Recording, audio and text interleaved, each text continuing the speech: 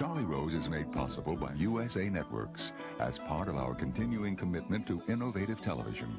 Through USA Network and the Sci-Fi Channel, we provide original entertainment to America and the world.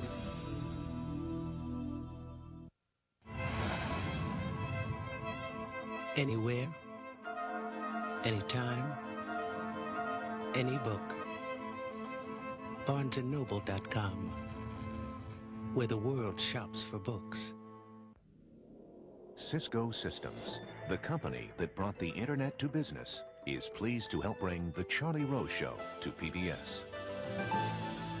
Cisco Systems, empowering the internet generation. Charlie Rose is also made possible by these funders.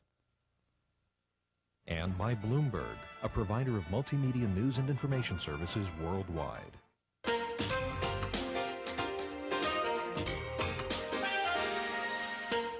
From our studios in New York City, this is Charlie Rose.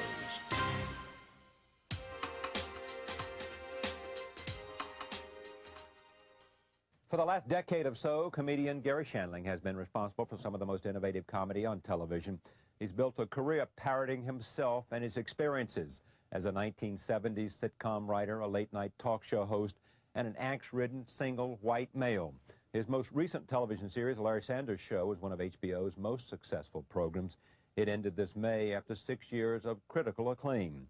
Since the early 1990s, he's also made films. His latest work can be seen next month in the film Hurly-Burly, based on the David Ray play. Meanwhile, his alter ego has written his memoir, Confessions of a Late-Night Talk Show Host, the autobiography of Larry Sanders. Having said that, I add this postscript. When he came to this program, he just walked onto the set and began to talk, and we began to roll the cameras, and what you see is the conversation that took place between Garry Shandling and myself. It is instructive, it is interesting, and I hope you enjoy. Garry Shandling for the hour, and here is where it began. Are you starting? Yeah, any time. I will start now. Do I have to sit down? No, you can. I don't think the cameras can pick us up. Yeah, they can't really pick. They pick up from here down. That's all I need. Okay. I don't have a problem with that. Rather than sit down, how about please have a seat? All right. I'm not ready. I know. We'll talk about that. But we're going to tape what we talk about. Go. Just start. Okay, just start, okay? Chris, just do what you want. Roll tape. You do what you want, Charlie. No, roll tape. You're a master. Well, and we're rolling, so I mean, just for the benefit of the audience at home, this is all. No, I'm not ready to start, though. No, we're starting. I'm totally not ready to start. I know, but we'll just talk about that. But this is going to go out to America. You and I talking about on what day do you suppose? I think it'll be Monday. Is that true? Yes. Ah. Is that good or bad? Well, why don't we? It's both. That's the fantastic part of that. It's both good and bad. That's what my life is like. Okay. Monday?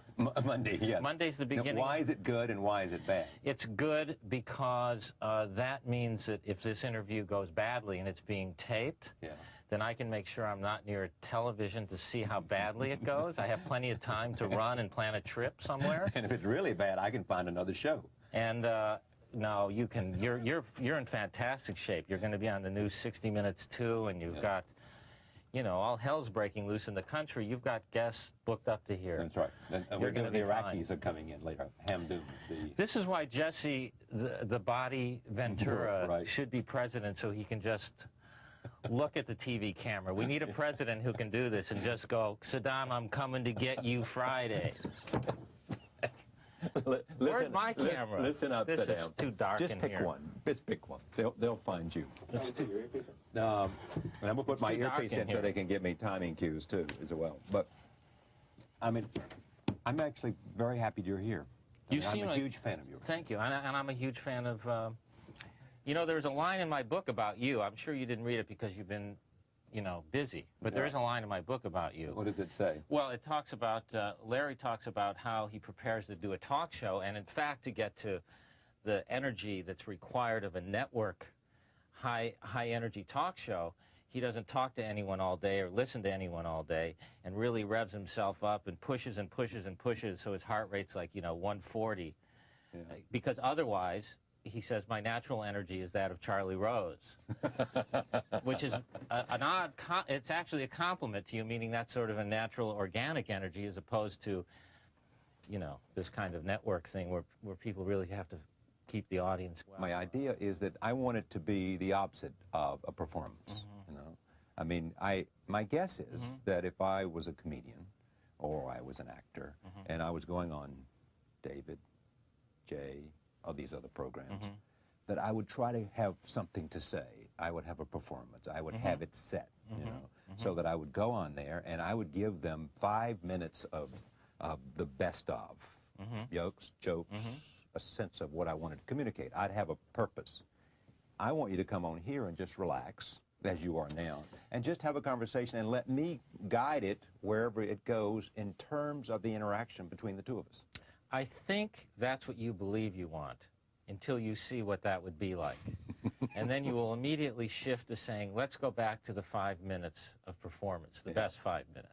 That's probably, well, I'm not sure, because I think I want to be different. I mean, I think there's room for at least one of me, you know, in the world of talk shows. There's one of me. It's absolutely different. You're absolutely right. And in fact, what happens on most talk shows, and they're called talk shows generically for some reason, but in fact, what producers would tell you of these late night shows is that they're entertainment shows.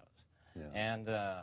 And in fact, when you say, hey, let's have a certain politician on or something, they would say that's not what we do. We're an entertainment program. Right. So of course, nevertheless, you must still feel the necessary need to entertain. Otherwise, it becomes indulgent. Then if someone said after being on this program that I've never. What is that? This is a signal to the people at home to change the channel.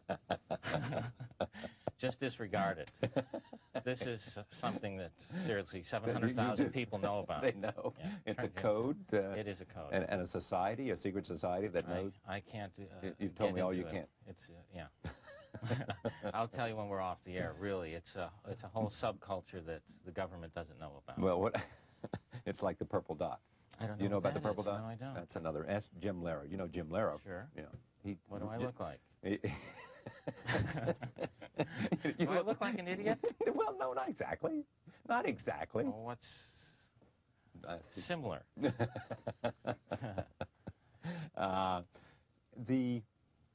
What I would like for people to say after you come here, I may have lost this opportunity. I don't think so. Is to say, I've never seen him that way, and I found him interesting and different, and that was a side of him. But that's a pressure in its own right, you know. So now I feel pressured to be interesting. So what's the difference between feeling pressured to be interesting and feeling pressured to be entertain? Funny? Yeah. I don't know. But I have no pressure on you, no expectation. I give you, you know, nothing. Meditation, do you still do that? Yes, I do. I meditate.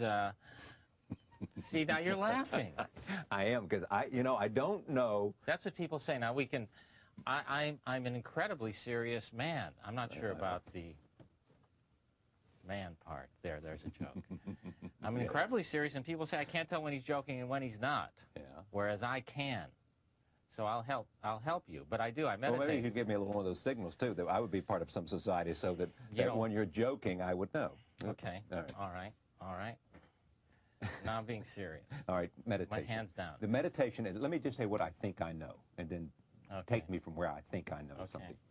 That it began after that almost amazing car accident that you were involved in. Right. I was hit by a car in 1977 in Los Angeles, right in that area in Beverly Hills where all those 6 roads come together, and it's sort of all done on the honor system where there's the stop signs. Yeah. About a block down from that, I hit a car and got out to help the lady, and I bent down, and another car came and smashed me, and I was in between, and you know, it was ugly, but I really, you know, could have died, and it was a very serious accident, and I was writing on a script for Welcome Back, Kotter at the time. And I was laying in the hospital, and I thought, oh my, is this what I want to do the rest of my life, which is write television? And I was really having an identity crisis. And I started at that time to really search to see what my life was and who I was. And stumbled upon some Zen books. I started therapy and started to go out and meditate, and did it quite a lot, not with any group, but by myself. And, you know, I have a very strong sort of philosophical bend that guides me as best that I can follow. And so where did it lead you? Well, I mean, it leads me to in my career, it leads me to making choices that will allow me to grow, and experiences that challenge me and will hopefully in some way make me, you know, a better person, a better artist, so forth. So that's how I make choices. Other than tonight. I don't know why I'm here tonight.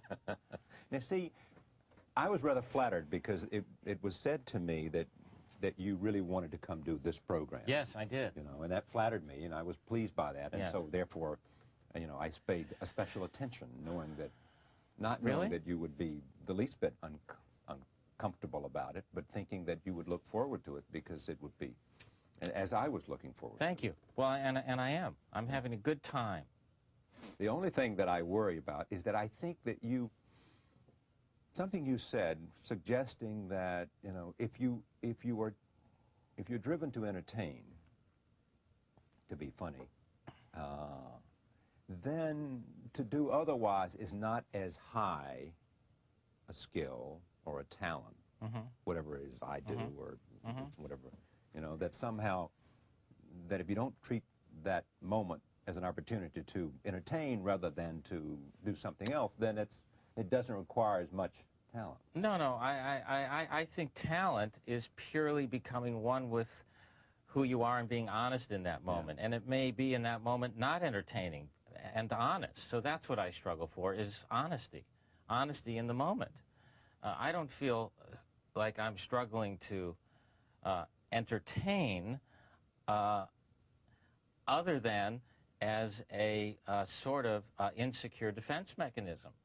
But in the other half of that is, in fact, struggling to be honest and somewhat connected with some instinct that tells me how to be. So that's talent. And so if you're good at what you do, which you are fantastic at, it's incredibly talented. Some people dance, some people sing, some people write, some people are good with money, some people... But if it's true for them, then that's what talent is, I think, you know, and people try and, you know, sometimes try to figure out who's talented and who isn't and what they do. It's like an athlete. You either have it or you don't, and someone's found it, and they know themselves, and, you know, now may I go? No. Your highest talent is writing. Yeah? I'm probably most secure with my writing ability. I've been doing it the longest. I've been doing it for a long time, and I think I've gotten better, and I think I'm still getting better, still learning. What interests me is what you said earlier. You, in a sense, you are never satisfied, correct? Never with the product. You're a perfectionist. I'll tell you something. This perfectionist thing, which some people get labeled with, so I'll only speak to my own. Occasionally getting labeled as a perfectionist. The last episode, it's not all true. The last episode of my show, I couldn't be prouder of, and I watched that, and we worked on it, and we, you know, and I spent a lot of time editing and writing, and Peter Tolan and I wrote that, and we got all the great guests, and I looked at that and I said, that is exactly what the last show should be, and I was really pleased. But I do have a sense, and I think fairly accurately, I'm never 100%, that I can sense when something is missing that really could make something better. But otherwise, it's hard for me to be satisfied, is how I would put it, but not never satisfied. Yeah, and you share that with our mutual friend, Warren Beatty. Warren is Same still quality. editing Bulworth as we speak. I didn't know. He's thinking about Bulworth as we speak, Yeah. I guarantee you. He's is thinking about the Academy, and he's thinking about other things. Yeah. You know, he's thinking about whether he should re-release it, probably. Yeah. And Well, but see, I like that about him. I mean, that's one of the things I most like about him, is this sense of, I mean, when you read about him and the efforts he went to in terms of meeting all those rap stars and trying to get a hold on that for me, that's... Well, I mean, I think he really cares about what he's doing in a nutshell, you know, you know, occasionally I think perfectionism comes from fear, just fear of being rejected. I mean, that's where the sort of inappropriate perfectionism would come from. And so I always try and learn about that. I always, when I think something can be better, I actually stop and think, am I being too tough? I'm pretty tough on myself and pretty self-examining, and probably sometimes to a fault. And I would say I'm struggling with not being quite so that way. And if I thought about myself sitting here with you, in other words, and really considering, I could get very self-conscious. When you thought about prepared for the last episode, tell me how you approached it. Tell me what was important, what you wanted to take leave of, because there was some looking at Jack Parr's final episode when he walks up. Yeah. There was some observation of how Johnny and Bette Midler and you had lots of people, you had lots of players to work with, from Jim Carrey and others. Sean Penn. I took that last episode very seriously, and Peter Tolan and myself sat down in the summer, which would have been roughly 6 months before we actually filmed this episode, and started talking about what the beats and the ideas of the last episode should include, what beats and so forth, what ideas. And in fact, we talked about the beats all the way through towards the middle of the season, which means it was 3 or 4 months of talking. And I knew that I wanted to start with Larry watching Johnny Carson's farewell or Jack Parr's farewell, that would be on his mind. How do I want to end my talk show? Because that's the way Larry thinks. And I knew that we should start that way. And then all the elements that would go into and all the emotions of a final show. And we really spent a lot of time talking about the beats of the story, and the guests that we got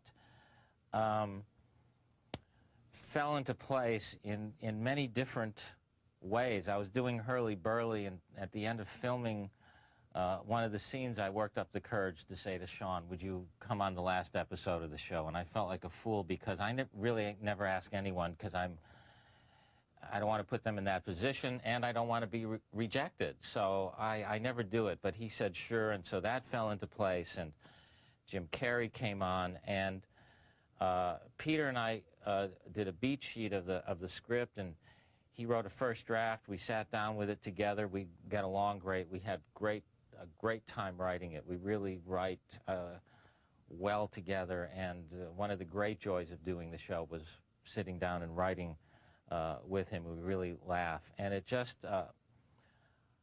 started to really unfold. Doesn't feel as specific as you like, but it would be very detailed to go into the beats of that hour-long story. And I knew that it should end on a really serious, emotional note, because that would be real. And so that's what I wanted it to be, was honest. Roll tape. Here is an excerpt from the final episode with Sean Penn. Well, I just finished a movie called Hurly Burly. Ah, that was a play, wasn't it? Right, David Rabe. David Rabe. Right. Yes. Great cast. So. Who's in the cast? Kevin Spacey, Anna Paquin, my wife Robin, Garry Shandling. Wow. Chaz Palminteri. What a fantastic cast, huh? Good group. Fantastic cast. It's the spectrum of acting ability. Who's on the low end of the ability there? Oh, the low. I'm not going to go, there. We made a great movie. Well, good luck with it. Why don't we take a break and we'll come right back. No flipping. Right back.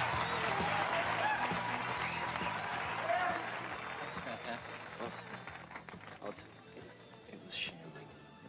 This guy, unbelievable. The most insecure man I've ever met in my life. Has no focus at all. And before our director, Tony Drazen, would even say cut, he'd look at me and say, how was I? Really? Relentless. Wow. Yeah. Now, Yes. I'm responsible for that little piece of writing. I don't have any problem being self-deprecating, as you may well know. And in fact, when I was filming Hurly Burly, which is a fantastic movie, and his performance in it is mind-blowing to me. To be in the room with him and Chaz Palminteri and Kevin Spacey and watch these guys act and be in there with them was incredibly intimidating, and I was insecure, and so I knew that was the route to take. And also, in the 6 years of the show, we never broke the rule that someone would mention Garry Shandling as a, you know, and I knew that since it was the last episode, it was the right time. And so we laughed at that piece. I mean, we liked it. It's honest for us. You take acting seriously. Yeah, I take acting really seriously. It's a real challenge. I really learn a lot about myself in acting, and it takes enormous courage to be a great actor, and I lack that sometimes, and so I'm challenged by it. I mean, you don't just want to play yourself, and you don't just want to sort of be an extension of a stand-up role. You really want to go out there. Well, you know, I don't think I have an incredibly wide range. I'm not one of those people who sort of can, you know, take on get inside the skin of a character, but emotionally, I try to and understand the emotionality of the character. And that means I have to get more in touch with my real emotions, and therein lies the challenge, to really be able to feel that and show it. And that's hard for me, and it That's works. hard for you? Yeah, sure. So in a way, it works for me because it gives me that odd sense of struggle that one sees with me. But it would seem to me, and I think I've read that you said before, that stand-up was, in a sense, great, almost therapy, because it's an exploration of self. Yeah, I mean, stand-up, good stand-up is, and I'm still learning that. I think I'm still better at stand-up now than I was 5 years ago. I occasionally go into a club in L.A., and I have a great time. I just walk on and do 5 or 10 minutes, and, you know, when the booze settle down, you know.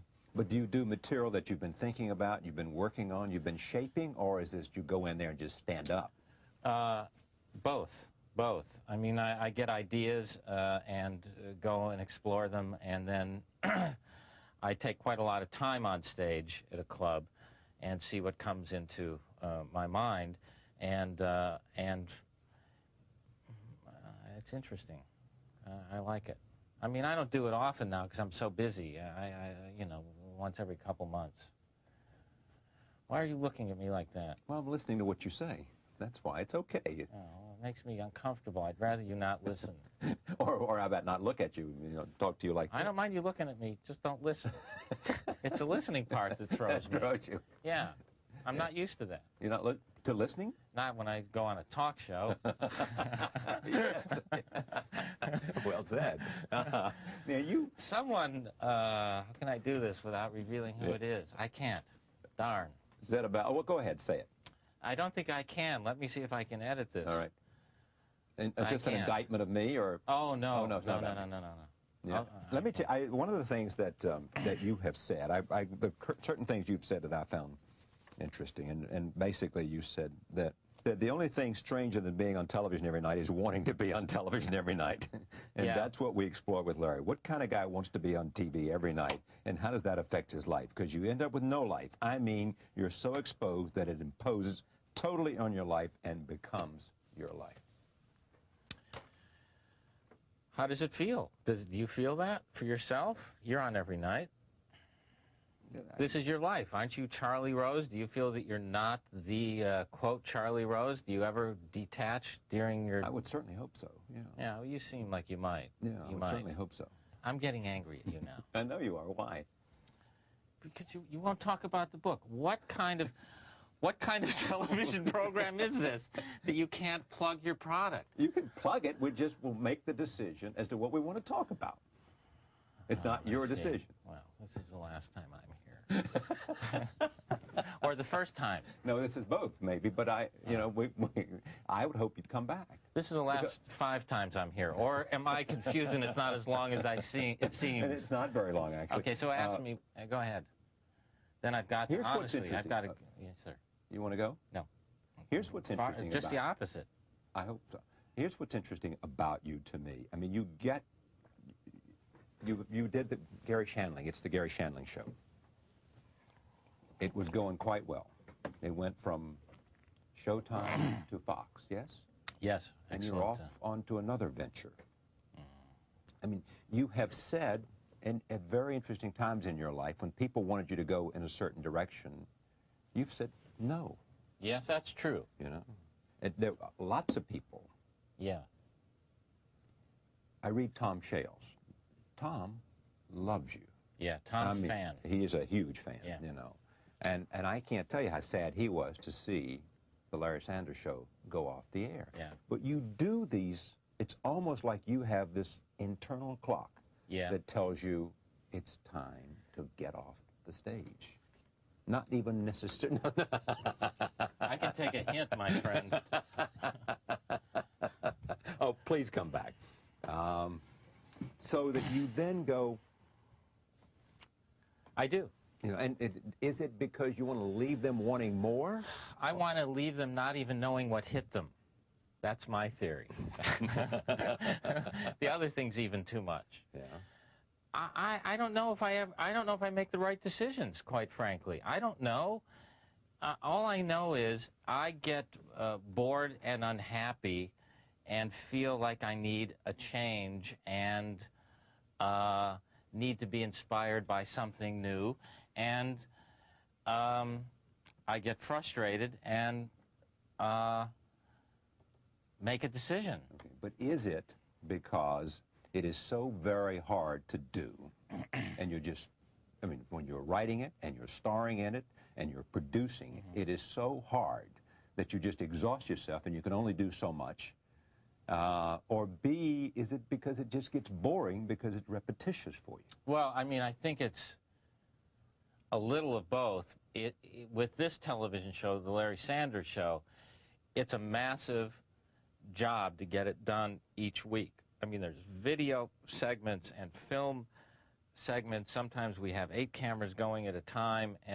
Difficult scripts to write because they're about real human behavior, and if they're false, the scripts are false. The characters are not acting according to who they really are. It's false. You can't fool anyone, meaning my instinct. And I can feel when it's not real. So it's a job. And then to act in it is a job, and I edit and participate on all levels, and it's a job, and yes, it becomes, you have no life. And I mean, I know when Jerry Seinfeld was ending, we were on the same lot, and we would have this talk because he participates in his show, and I don't know how someone does 22 episodes a year. I admire them greatly. We did 13. I think we did 13, and at the beginning of the run we did 17 and then 15 and then ultimately 13. But it's all consuming, and so there's that.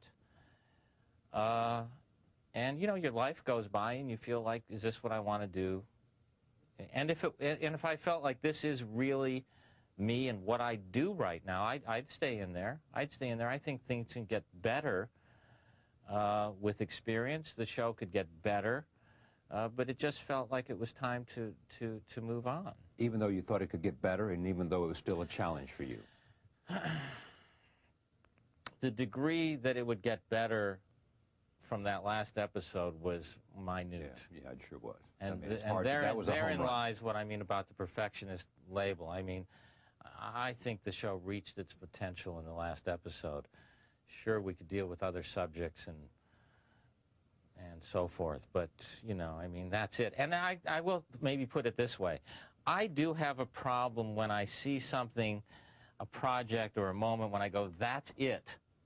I don't know. When I was writing Sanford and Son, and I was 25 years old, and I got an assignment to write the first one as a freelance writer, and I was thrilled. Like, I was from Tucson, Arizona. I moved to L.A. I got this assignment.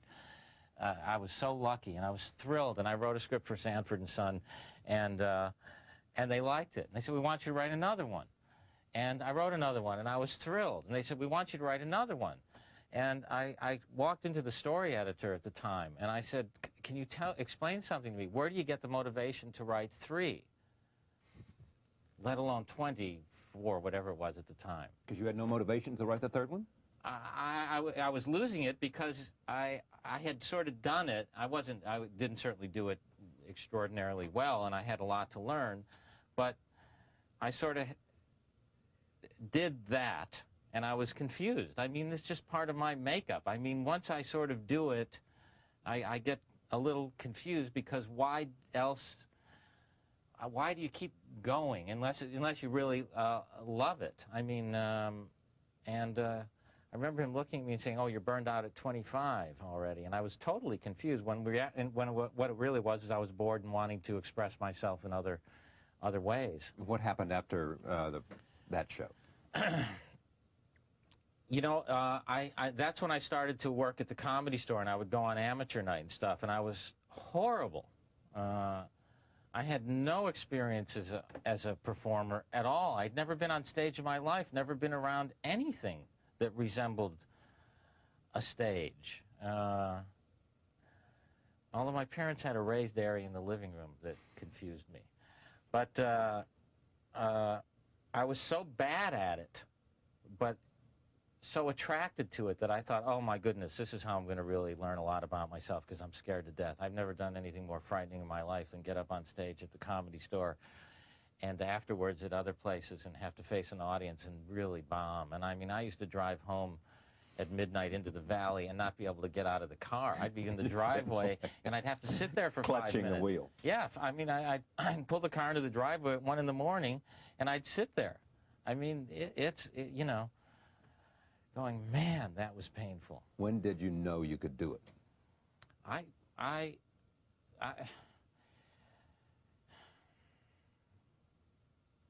There was one moment when I was working in Las Vegas that really stands out to me, and I was an opening act for, I don't remember who, actually.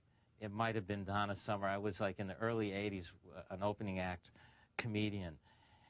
And I don't remember how the thought struck me, but I realized, and this is so embarrassing because it's so basic, that what a good comedian does is he takes the audience somewhere. You don't sort of sit back and wait for the audience to accept you. And there was one decision I made once to go out on stage with all the courage I had and said, I'm going to take the audience somewhere. And I remember that being a real breakthrough. I still had tons to learn, and I still do. But that was a breakthrough sort of moment for kind me. of taking the moment, wherever it was, and going with it. And taking the audience instead of waiting to see, oh, did they like that one? Didn't they like that one? And just say, you know, you see the great comedians do it. I mean, you know, it's what Pryor did so well. Just walk on and start talking about his life. And, you know, you're not self-conscious of the audience approving or disapproving. You're just going and doing what's really right for you to do. Has it been anybody better than Pryor? For what that particular kind of comedy is, which is sort of personal, but also conversational, I can't think of anyone. Although, don't underestimate Bill Cosby. I used to go and see him sit on that stool on stage and really be incredibly impressive. But for that particular thing, not for me. I mean, I'd have to say Pryor. Yeah, I remember Cosby told me a story once about how he went down to the Village once and saw Jonathan Winters fail, not do well, and it was a great night for him. Because he realized he could take a chance, and if he failed, he could come back. Because the great Johnny Winters failed. Yeah. No, you have to be brave enough to fail. You missed the last 3 episodes. You basically... Don't you have something else to do tonight? How long have we been sitting here talking? This can't be... This has 45 minutes. Oh my... This is... Is someone? what- You should have. I should Can have I help. You should have I 5 should have guests help, tonight. shouldn't I? Huh? I should have help, shouldn't I? No. I should give this up. I should give this to somebody who could do it right. No, you do it fantastically. This wasn't about you. This was about When you you, I walked guess. off and left the show and said, I'm going to Tahiti, or where the hell you went, and basically said, write me out of the last 3 episodes, correct? None of that's accurate. That's not true? No. Well, okay, then that's part of the lore of Yes. you. That's a little spin. Who, that was a spin. manager's spin that used to sort of Well, to what happened is make you seem crazy. What happened is that the next to last season of the show, often when we do a show, if I don't have to be in a scene, or if Larry's character doesn't need to be in the whole show, and often I trim them down, I'll write myself out. And I think we did the last show, I'm trying to think of what month it was, and I forget. I did a show, and it was a roast episode. It was hilarious, and Larry didn't need to be in the last 3 scenes. And I wrote Larry out and finished the monologues and all of that stuff, and went I go to Hawaii quite often, maybe 4 times a year. Love it. So how did the idea develop that this was somehow an act of you were fed up, you were tired, you just wanted to get the hell out? Well, I mean, there's truth to being tired, and the show is really difficult to do, and tired and fed up happened on occasion. But, you know, I'm in the middle of a lawsuit, and there are stories being used to proliferate certain aspects of that lawsuit, which I, you know, don't necessarily want to get into because it's a difficult circumstance that I can't discuss much. Yeah, I know a little bit about it. I mean, I've read the Lynn Hirschberg piece about it. I mean, I you think sued your manager for $100 million. Yeah, yeah. Well, saying he was paying too much attention to building his own business and not looking after you.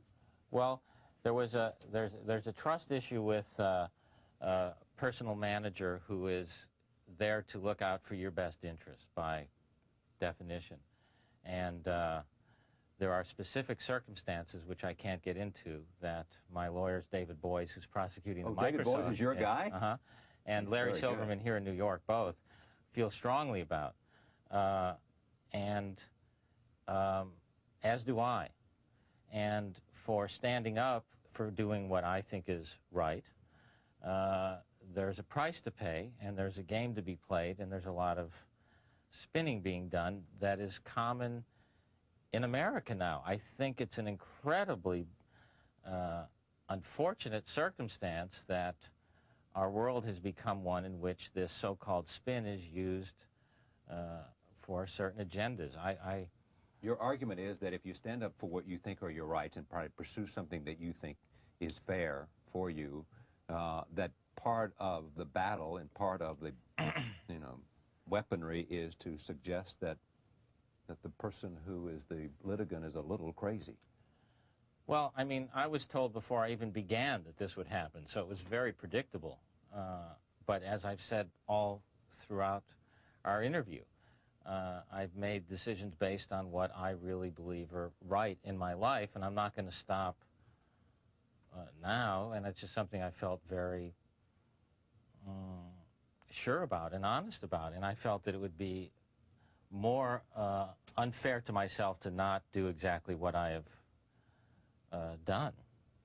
If David Boyes, who's a very good lawyer, he in fact represented CBS in the Westmoreland case, and prevailed. That's right.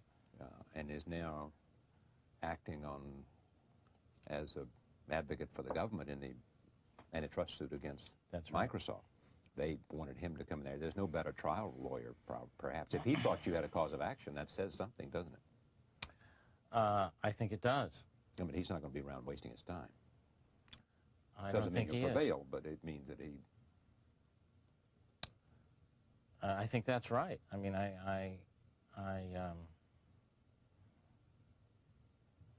Did it take, and I want to be very serious now, I mean, you just mentioned that in fact that it took it's your nature to do that. I mean, you leave shows when people think you shouldn't leave. You do things that people might think is going against your best interest. You know, I mean, does that go back a long ways, or is that just the way you know, I mean, where'd that come from? You know, at some point, you know, you know, I think my parents are really terrific and honest people, and I was a hippie, and I really believed in something very real about truth and what I thought the world could be, and how people should treat each other. I take that stuff incredibly seriously, and I haven't lost any of that value system, and that's what makes me make the decisions that I make. I don't know how to live any other way, and the painful part is that I don't think enough live that way. And what's wrong is it's turned into the world which I thought was going to be more loving and all those things that we believed in the 60s. It seems to be the opposite, and people all have an agenda, and they say, well, why not me? Why, you know, and it's all about me, and there's, you know, and if you can't trust another human being, and then we have to have laws that say, hey, clearly the honor system isn't working, so now we have to have all these laws, and because you know, it's that self-examining thing we talked about earlier. People don't look at themselves, and so anything can happen. It's become a tad of a free-for-all, it feels like to me.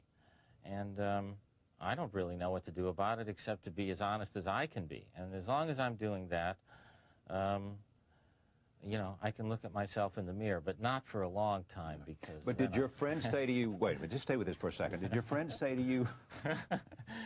I mean, I wish I looked a little different. I look in the mirror and I wish that I can't quite see what I look like, and I don't often like it. I'd like to be handsome like you.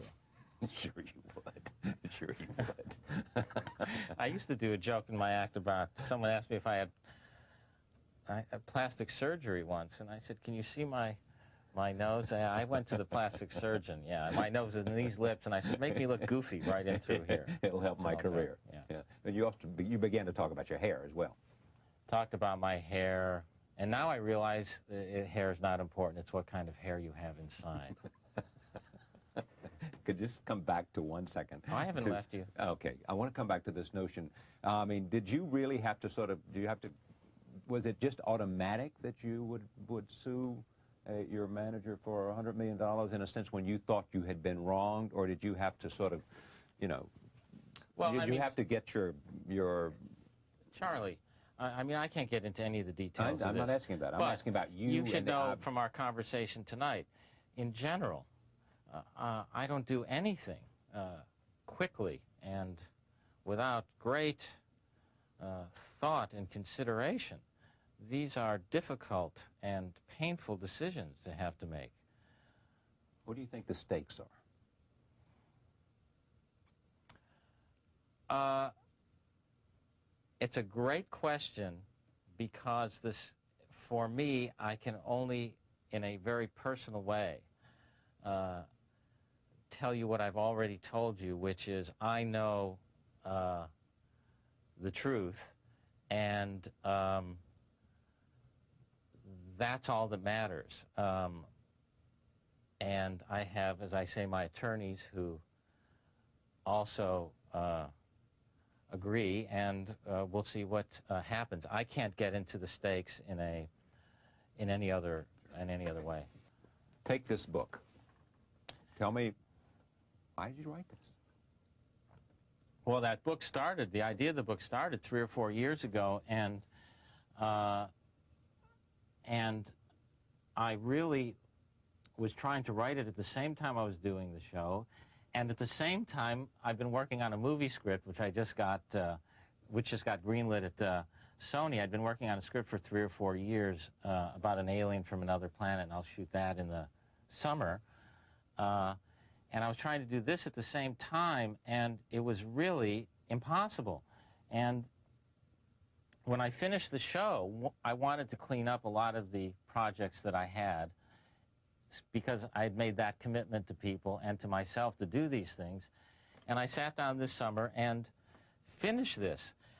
And I wrote prose in college, and as we've discussed, I started as a writer, and I really like writing. I mean, again, I have a lot to learn, but I really like writing. I used to, in college, have pieces in humor magazines and that sort of thing, and I would send them out and hope that they would get published in little tiny magazines. And I like writing, and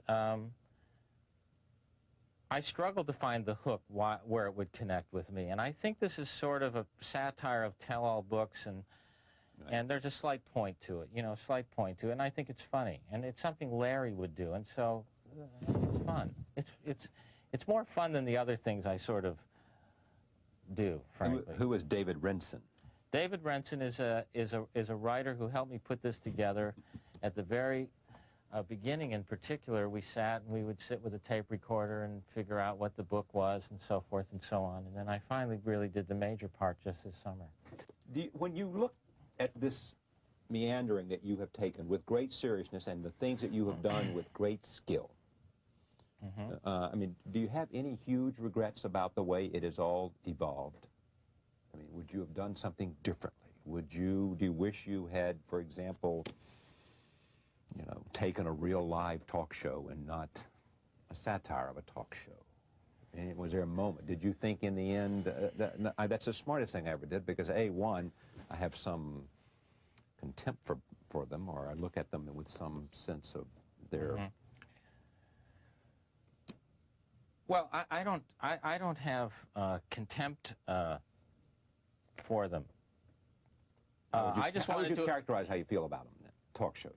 Well, I just didn't want to do it because I knew that I would learn more about myself as an actor in some other form, and as a writer in some other form, because I have these other areas that I like to explore. So, I mean, when I hosted The Tonight Show, and honestly, I mean, I love this kind of format, but I don't have any regrets. I get a twinge every now and then when I watch Jay or Dave. I get a twinge of, gee, I'd like to guest host for a night. I have a very emotional attachment to The Tonight Show, with Johnny specifically. I grew up watching it. I'm not alone in this area. A lot of comedians feel this way, and it was a goal to do it, and it was a goal to host it, and I felt great about it. And I get a twinge now and then because that show has great tradition behind it, but not a twinge to do it in the long term. You know, Jay's perfect for that because he loves being there every night. It's really what he does, and that show's getting better. And you love the way you have lived your life because it is the way you are, which is constantly pushing against and finding things and directions. You know, loving my life is a struggle for me, but certainly it is consistent, and I'm happier now than I've ever been, and I'm struggling to always, you know, feel that, and I would say now I am absolutely happier than I've ever been. So I'm doing something right, and probably, you know, as I mature and then eventually die, I'll be ecstatic. Do you have family? You have children? No, I have no children, although was going to do a joke. I knew you were. I just thought I'd throw it out there and see what you did with it. See, Well, I just wanted to throw it out there 10 and jokes see at what you random. did with it. Yes. My mother's deeply conflicted because she wants me to have children, but not with another woman.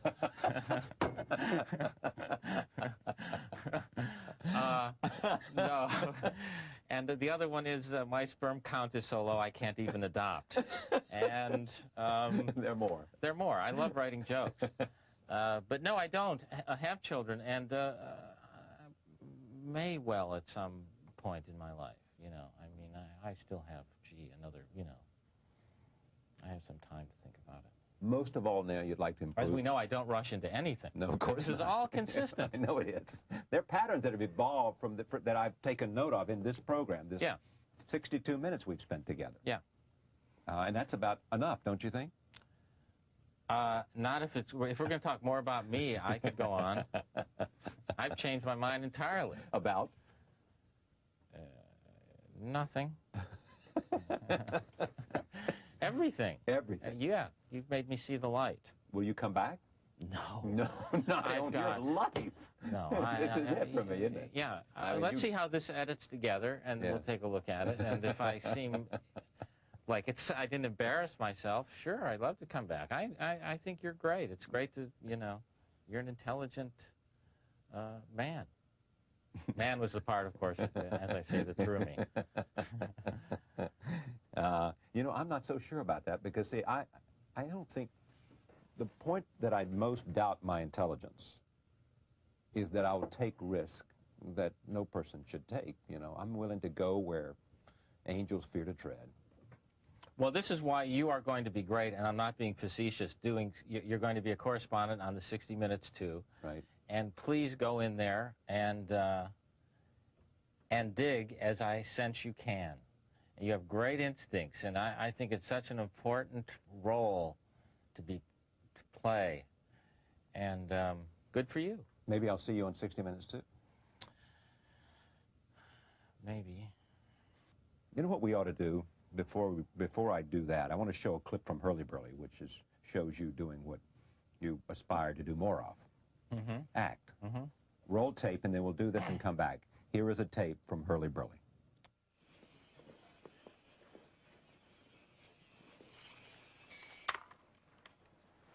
Hello? Artie! Artie! Artie! Hey. You didn't tell us you got married. Oh, her? No, I found her on the elevator. You want her? What do you mean? I mean, it's too crowded, see, so... Artie! Pool. Right. She wants to go swimming in the pool. You do? Hi, I'm Mickey. I'd love to watch you swimming in our pool. Great, Mickey. I'm Donna.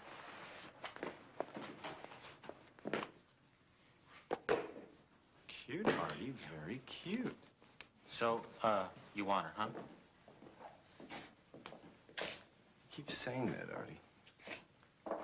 You know, I was going out for coffee this morning, and she's on the damn elevator. Then I come back, and there she is, an hour later. That's a coincidence. But then I come back from lunch. She's on the elevator. She's living in the elevator. Yeah, well, she said her boyfriend tried to kill her, so she was staying off the street. Well, why did you try to kill her? She said he was moody. There it is. You know what's weird is I really think, and I'm not making a joke, that it's literally the next beat where I get, you know, better. And the only way we'll know is to go see the movie, I guess. The movie's fascinating, and... it's real talent, isn't it? You know, I'm in awe of these guys. That is real talent. And the courage that they have and the talent that they have. And I'm really impressed by them. Thank you. Garry Shandling for the hour. Thank you for joining us. Sorry. Sorry, I stepped right on it. You did. I really... Okay, Garry Shandling for the whatever. We'll determine. So if it's 30 minutes, you'll know it's 30 minutes because... And if we found 52 good minutes, then you'll see 52 good minutes to be determined. Thank you for joining us. See you next time.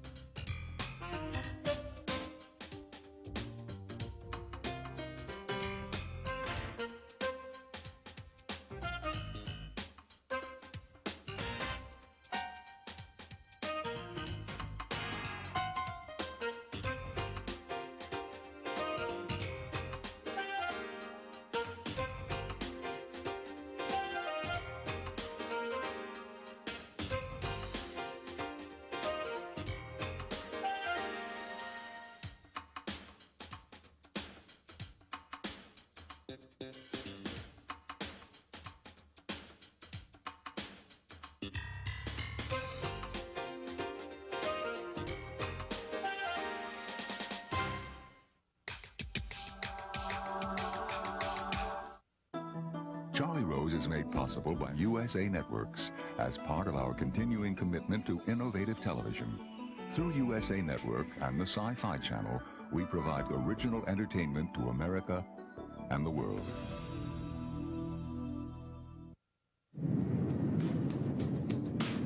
Anywhere, anytime, any book. BarnesandNoble.com, where the world shops for books. Cisco Systems, the company that brought the internet to business, is pleased to help bring The Charlie Rose Show to PBS. Cisco Systems, empowering the internet generation. Charlie Rose is also made possible by these funders. And by Bloomberg, a provider of multimedia news and information services worldwide. To order Charlie Rose program transcripts and video cassettes, call 1-800-ALL-NEWS or write to the address on your screen. Please indicate show date and guest. This is PBS.